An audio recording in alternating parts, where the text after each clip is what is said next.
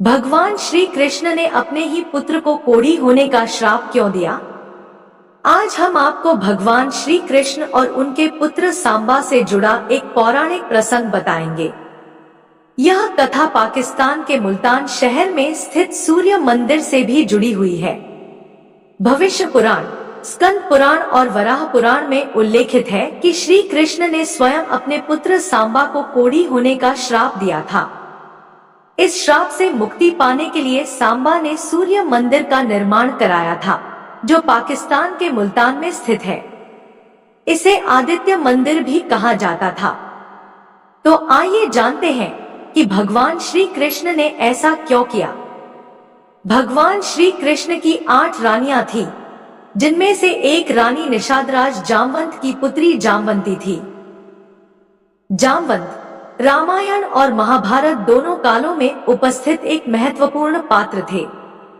ग्रंथों के अनुसार भगवान श्री कृष्ण और जामवंत के बीच बहुमूल्य मणि को लेकर 28 दिनों तक युद्ध हुआ था। इस युद्ध के दौरान जब जामवंत ने श्री कृष्ण को पहचाना, तो उन्होंने मणि और अपनी पुत्री जामवंती का विवाह श्री कृष्ण से कर दिया। कृष्ण और जामवंती के पुत्र का नाम सांबा था, जो देखने में अत्यंत आकर्षक थे और कृष्ण की कई छोटी रानियों को अपनी ओर आकर्षित करते थे।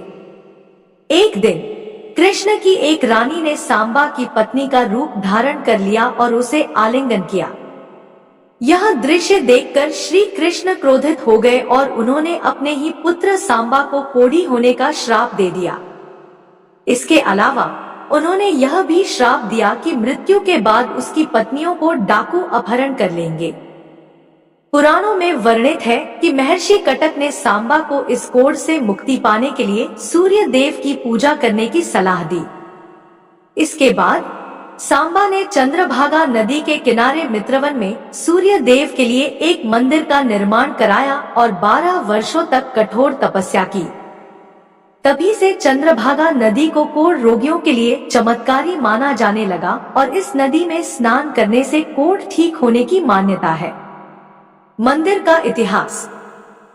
प्रसिद्ध बौद्ध भिक्षु शुयांगज़ेंग, जो 641 ईस्वी में भारत आए थे, ने इस स्थान का दौरा किया था। उनके अनुसार सूर्य देव की मूर्ति सोने की बनी थी, जिसमें रूबी पत्थर की आंखें लगी थी। मंदिर के खंभों पर सोने और चांदी के साथ बेशकीमती पत्थर लगे हुए थे। इस मंदिर में हिंदू भक्तों की भारी संख्या पूजा करने आती थी और यहाँ देवदासियों द्वारा नृत्य भी किया जाता था। इसके अतिरिक्त भगवान शिव और बुद्ध की मूर्तियां भी यहाँ थी। लेकिन समय के साथ इस मंदिर का सुनहरा दौर समाप्त हो गया। जब मोहम्मद बिन कासिम की सेना ने मुल्तान पर आक्रमण किया, तो उन्होंने मंदिर के बेशकीमती खजाने को लूट लिया। इसके बाद कासिम ने इस मंदिर के पास एक मस्जिद का निर्माण करवाया और इसे एक रणनीति के रूप में इस्तेमाल किया, ताकि कोई हिंदू शासक मुल्तान पर आक्रमण न कर सके।